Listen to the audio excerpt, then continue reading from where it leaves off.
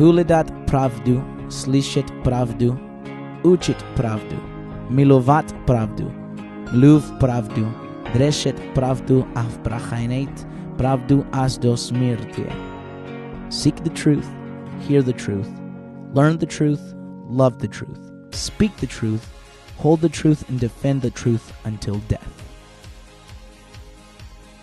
Hey guys, my name is Pedro Benjamin Mateo, and today we'll be talking about Jan Hus and why he's an important Protestant Reformation leader. While doing my research on Jan Hus, I came across a very interesting character, the name John Wycliffe. John Wycliffe played a huge role and impacted Jan Hus's thinking. Jan Hus was known to be a follower of John Wycliffe. So during my research, I felt the need to understand who John Wycliffe was in order to be able to understand who Jan Hus is. So while doing my research on John Wycliffe under Wikipedia, I came across an article that said that John Wycliffe was an early advocate for the translation of the Bible to the common language.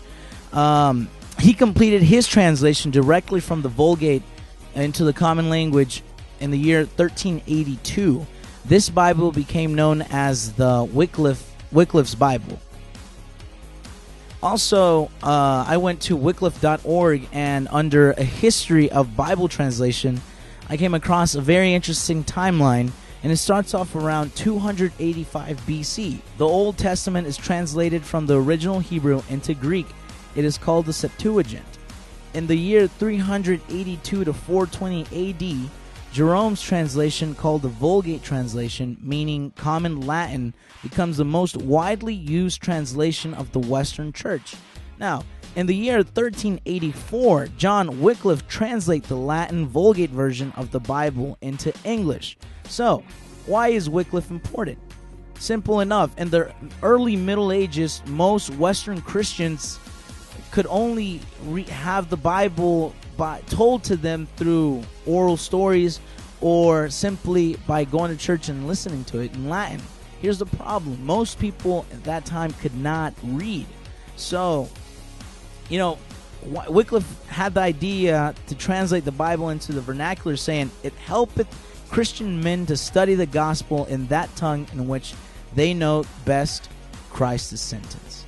Now that we know a little bit about John Wycliffe and his mission, which was to translate the Bible from Latin to the vernacular, Jan Hus comes into the picture. Jan Hus actively promoted Wycliffe's ideas and his teachings, and he believed that the Bible should be read in their own language and that they should oppose the tyranny of the Roman Catholic Church that had threatened anyone possessing a Latin Bible with execution. Now, later on, we'll find out why this is important, and pretty much Jan Hus's end. We'll call it that. Hus was burned at the stake in the year 1415, with Wycliffe's manuscripts used as kindling for the fire. Now, this is significant because and by the way, I've got this at greatsite.com under English Bible History. Now, this is important because the last words of Jan Hus were that in 100 years, God will raise up a man whose calls for reform cannot be suppressed. And here's an interesting fact. Almost exactly 100 years later, Martin Luther nailed his famous 95 Theses of Contention, a list of 95 issues of heretical theology and crimes of the Roman Catholic Church, into the church door at Wittenberg. The prophecy of Hus had come true, and Jan Hus was a religious thinker and a reformer born in southern Bohemia in 1369. He initiated a reform movement based on the ideas of John Wycliffe. His followers became known as Hussites. The Catholic Church did not condone such uprisings, but Hus was excommunicated in the year 1411, and he was also burned at the stake in Constance on July 6th, 1415, having been condemned by the Council of Constance in an unfair trial. So Hus was important because he brought a lot of these things to light.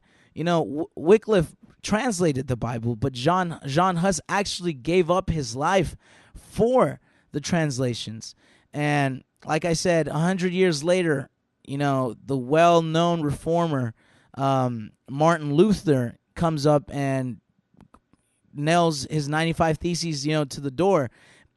But Jan Hus is one of the, let's call him one of the people who initiated this whole movement.